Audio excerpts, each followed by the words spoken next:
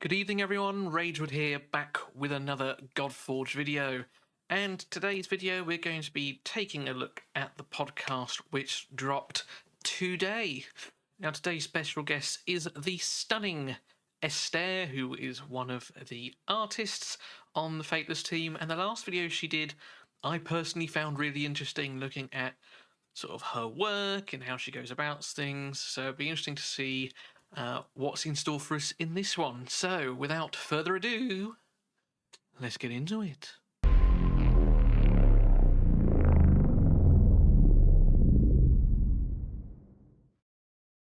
Now, as always, I will put the link to the podcast in a pinned comment down below, so if you want to watch it without my talking over the top, then you can. Now, as a patron, I actually get to listen to this a little bit earlier than most, so I've made a couple of bullet points.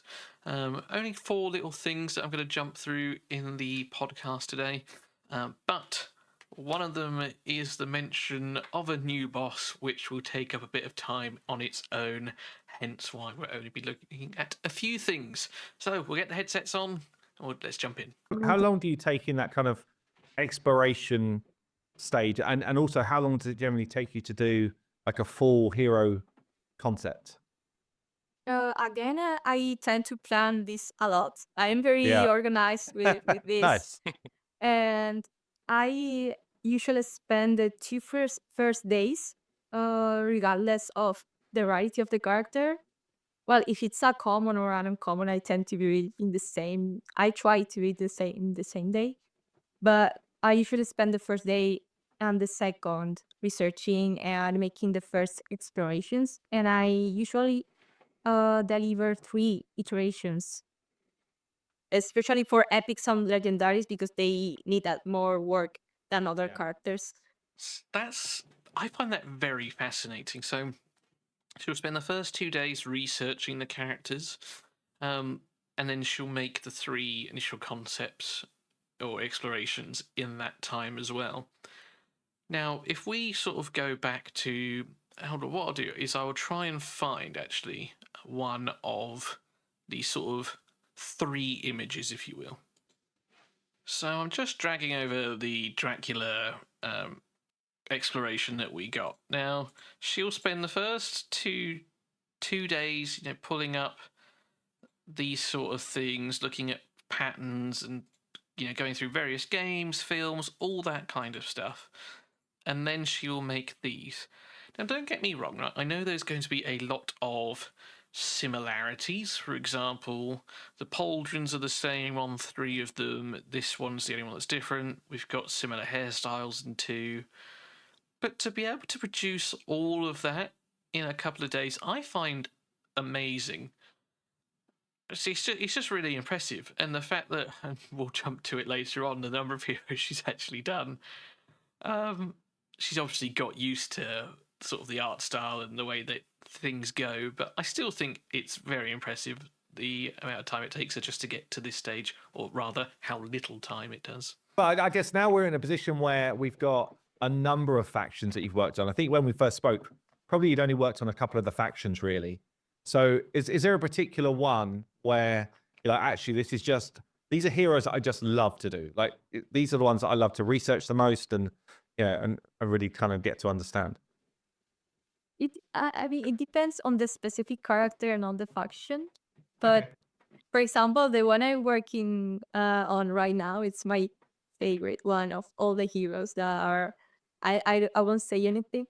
I have Simon's getting nervous, over there. No, I mean, if you want to call out maybe the faction of it. I know that we've got people in the community that they're always guessing and often get it right. Honestly, I'm just kind of like, how, like, they're better detectives than I am, that's for sure. But yeah, like, I'm here. I'm trying. Let me hear it.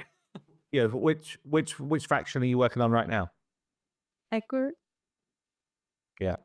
I have a fun fact about this one, because it was something happened before I started working on this character. I didn't know I wanted to do this character, but I didn't know I was gonna work on it like soon. And last week I dreamt that I decided this character. Like, But I remember it vividly, like step by step, all the colors, the hairstyle, everything. And then I woke up to a message telling me, okay, you have to design this character. I was like, So it's actually funny. So I got a chance to chat with Esther about this character, and the one that she dreamed of in particular. I've actually got an image of it just here. Yeah, looking pretty good, as you can tell. But yeah, that's what she's dreaming of. Can't say I blame her. so Have you designed it like you saw it in the dream? yeah. Actually, the version that was chosen, it's the closest to what it read. It's a sign. So What I find cool about that, and quite interesting in general, all jokes aside on whoever this Eka god is or goddess, if you, it's on a side tangent, if you go back to the podcast that I did with the guys, Paul or Saphira was saying that the Eka gods, some of their concepts were wild, and that's what he was looking forward to the most. And I'll give a guess on a few of them that I think anyway. Now, jumping in and thinking about perhaps which character Esther is describing as her favourite to work on. Now, obviously, I don't know her really on a personal level. I know nothing about her, so what interests her and things like that is going to be very hard for me to even have a clue. But what I do think of is just some of the more influential beings in the sort of the Eka faction. Now, the Eka faction is made up of Sumerian and Mesopotamian or Babylonian sort of gods and mythos, okay? So looking at Sumerian, which is, I think, one of the oldest living mythos stories there, there's a few that come to mind that I would guess as all right. Enlil would be one. Now, Enlil is the guy who split sort of heaven and earth and decided to live on Earth. Again, quite a well decorated person. The other one that it could be is Inanna, who is, you can see, is the goddess of sex and warfare, and she is widely venerated across Sumer and appeared in quite many myths, including the most famous story of her descent into the underworld. If I was to guess which one it might be, it would be one of those two, perhaps. It could be wrong, could be Utu, could be An or Ninhursag. But as I say, it could be any number of things. But Enlil and Inanna would be my guess from the Sumerian side of things. Now, when we jump over to Babylonian sort of gods, a few of them we have already seen, or at least one of them we already have in Shamash, okay? Ishtar, I think perhaps we might have seen. We just have a random concept that we've seen from an Eka champion, which I guess to be Ishtar, but again, I have no idea on that.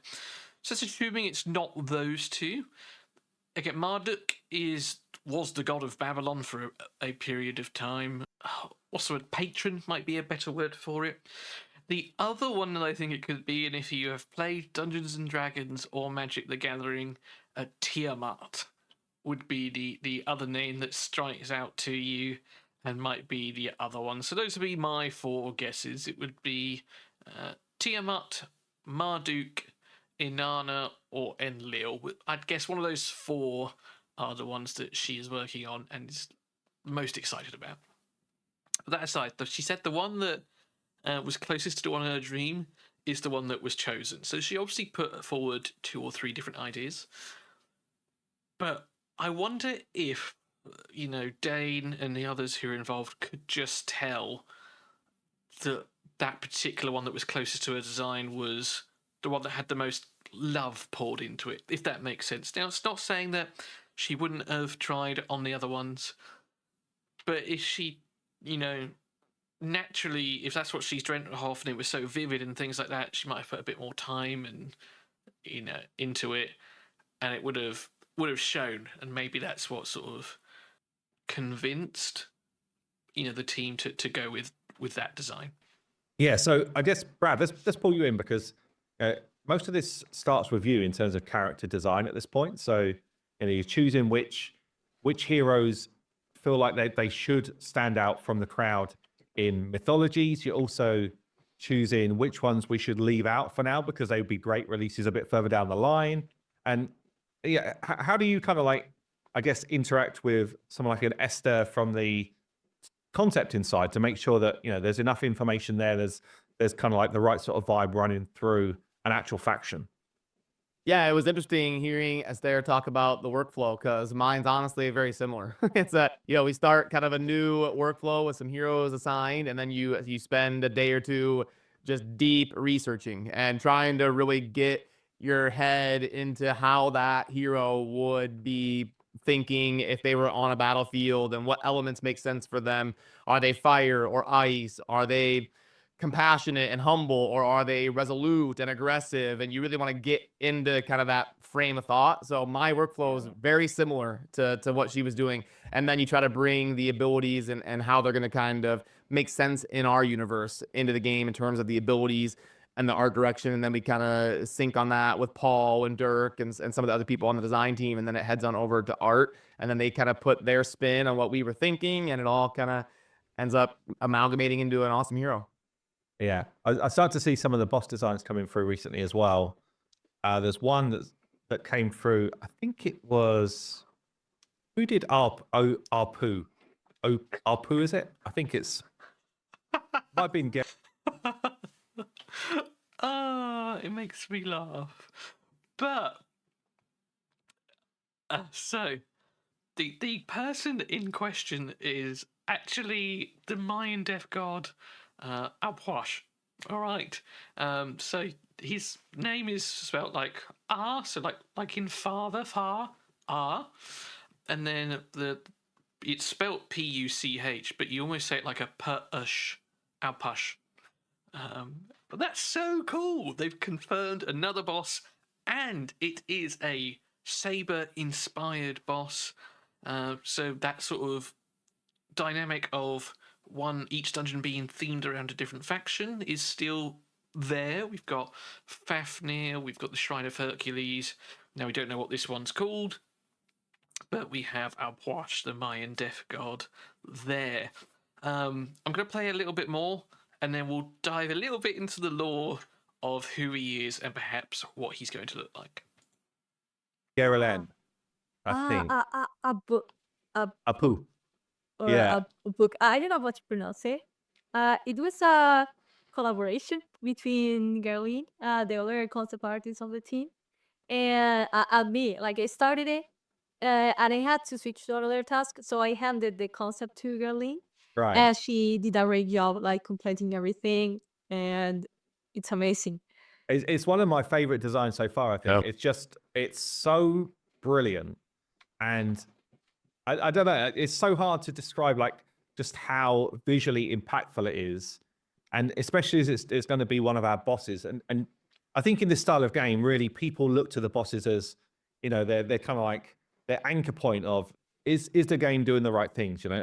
Has it got to be excited to face this enemy? And they've also got to be a little bit of a step up from a hero in terms of, whether it's fierceness or just, visual impact. So I guess, yeah, like how do you go about sort of either you or working with the team to try and make sure that lands, like, that kind of like impact of, wow, when I first see a boss, it feels different. I think it's like what Brad said, that you have to get into the mind of this character. Like you have to delve into first how the character thinks or would act, and the mythology as well, and what's the vibe of this character, and then you have to amplify it because it's a boss, and it's like, okay, what do I have to feel when I counter this boss, right? Like Yeah. you also have in mind the environment as well.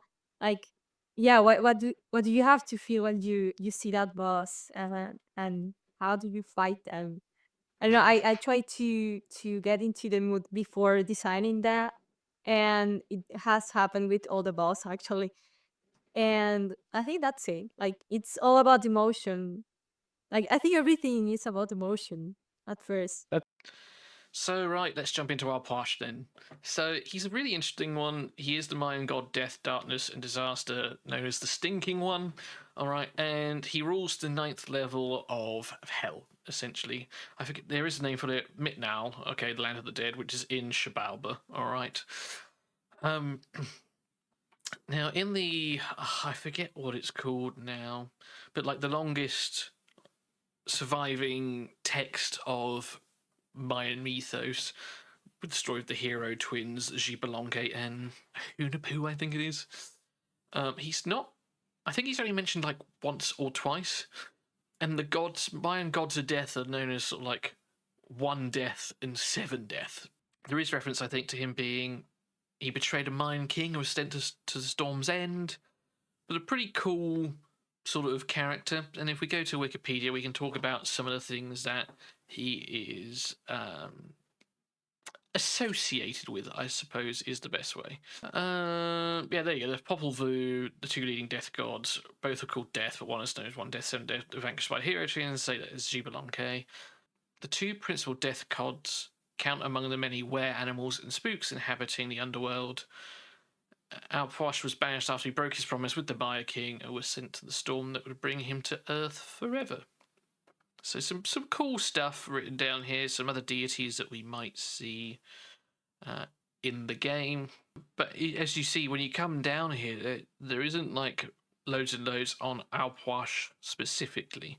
And that's because the Spaniards destroyed a lot of Mayan history when they took over during the conquest. But, you know, what little information there is suggests that he was stinky, he had his ribs out, his spines were out as well, and that he would come in the night and looking for the sick. Often, there we go, sometimes portrayed as homeless with the head of an owl. So you might see a lot of feathers around him. Sometimes they were associated with dogs as well, adorned with bells. And if we look at images and we come to the game known as Smite, you know, you will see this is sort of their depiction of him. Now, I imagine we'll see a more sort of like corpse version similar to this sort of artwork.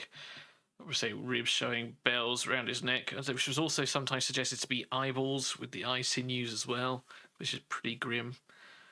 But a cool hero to have as a boss, if you ask me, and one that I am very excited just to see now, just to see what the map looks like, what he looks like. It's going to be really cool. We're pulling together an art book right now for some people that they can have as like an early piece before the game goes live. And I know loads of people in the community will be like, I'm down for that, because it's something physical to have with just awesome artwork in it. I collect them. Yeah, I have a huge I'll take one collection. of those. yeah. Yeah, put my name down too. You know, and that's what's exciting for me about the IP that Godforge has is I see the characters, the design is there, like they're interesting and unique and really well thought out. And there's so many opportunities, and then it goes off, and then you have gameplay, and then you have all this other stuff. So, and then you take like the amount of characters is insane. Like I said, I haven't worked in the hero collector genre before, but like I'm blown away that the quality continues to hit the same bar. Esther, that your work continues to hit the same bar, because I draw like 8 characters and be like, I'm done, man. I don't think I got them all. I don't think there's any more combinations. I And think they I keep did coming. more than 70. Yeah, so think. it's like You've done Wow. 70, have you? More than 70. Wow, Like yeah. I was counting them like a month ago or something like that. I was like, Yeah. I did a lot of them. how 70. And each one just gets 2 days just for exploration to begin with. Before then, she goes on to, you know, any amendments that need being made and things like that. I mean, let's say, you know, she spends maybe 4 days doing each one, and she's done more than 70, so let's just round it up to 80. That's an entire year she's done now, just on characters. And she, you know, has been there since the start. But it's just mad to think about.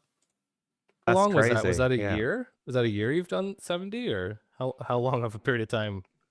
It's more than that, I think. That's so much. It was less less than a year, I think. Whew. I Was I it? don't know, Okay.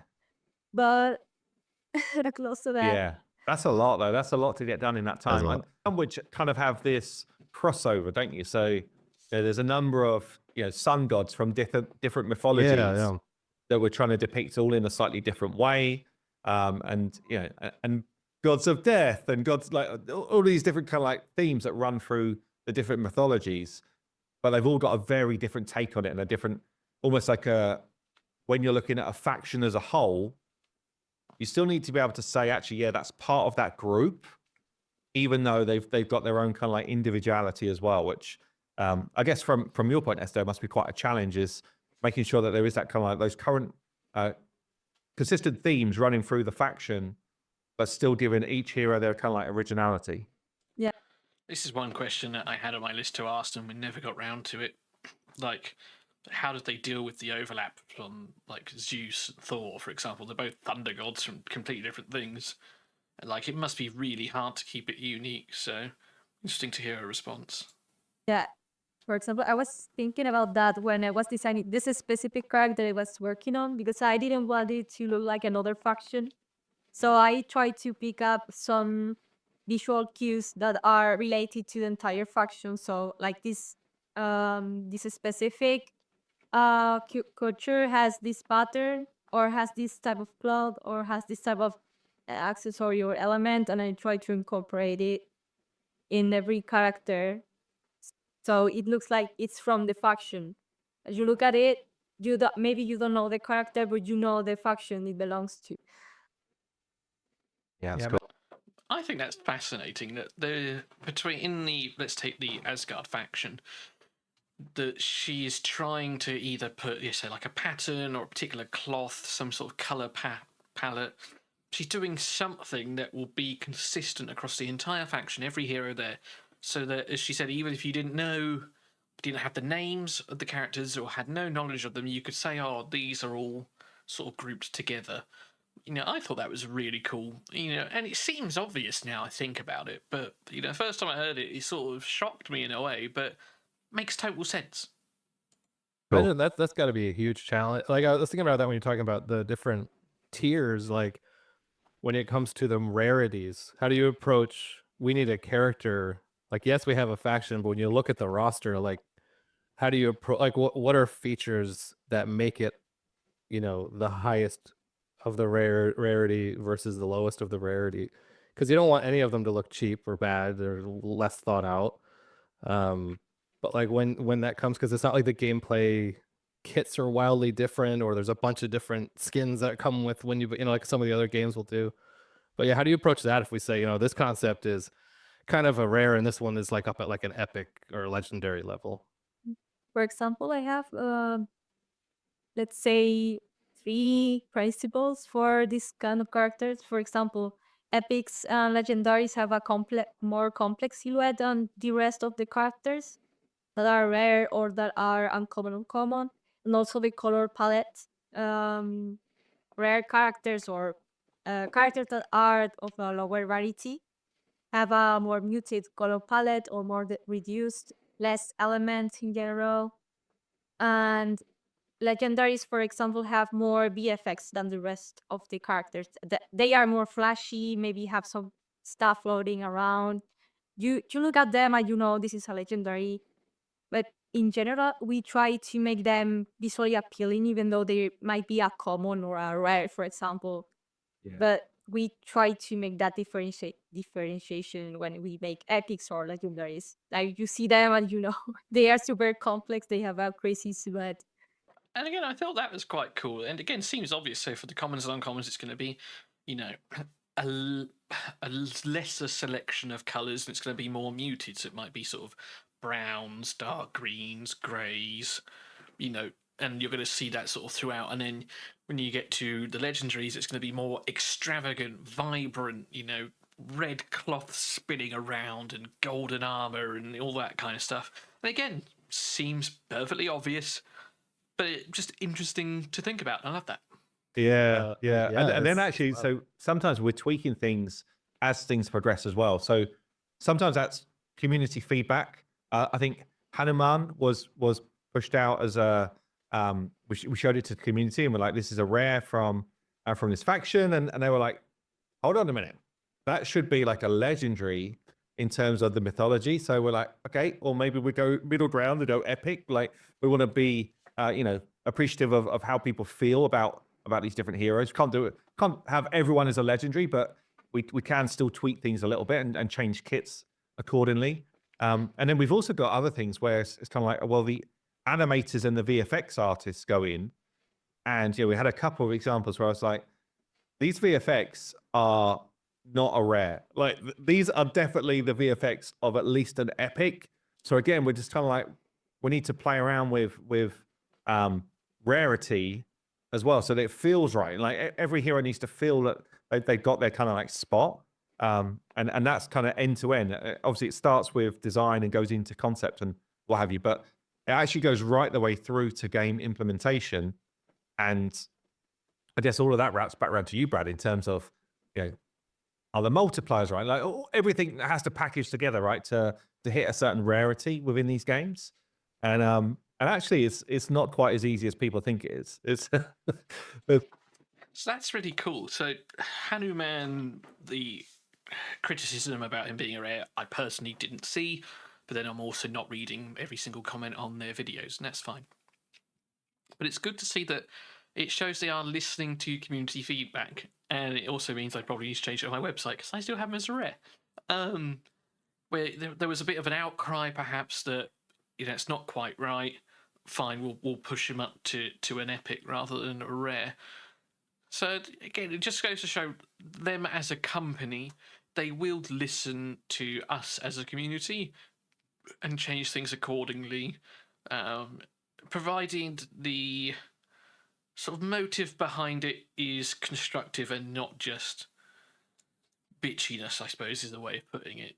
Saying, oh, we hate it because we hate it isn't good. Saying, they're not going to listen to that. Saying, oh, Hanuman, we dislike him being a rare because of XYZ. You've given yourself support for your point, and then they'll listen to it. And I like that. I think that's really cool. Part of when we're putting together the hero roster, because you like, gosh, how can we make this person a rare? Like people are gonna be like, what? That's my favorite hero. How are they not and yeah, like you said, we can't launch with 212 legendaries. Like so we have to unfortunately make these tiers, but that is one of the more difficult parts. 212 is an oddly specific number to mention there as well. So I wonder if that is now the new target for launch. Initially, it was going to be around 250, perhaps even more, and then, things have happened. They've had to cut down on the beta numbers as well as the numbers on full launch. And I wonder whether 212 now is the new number that's coming for the soft launch later this year, perhaps early part of next year. One last thing that I thought was pretty interesting. Anyway, guys, that's it from me today. Thank you for watching. As always, take care, look after yourselves, work hard, but as always, play harder, and I'll see you in another one soon. Cheers.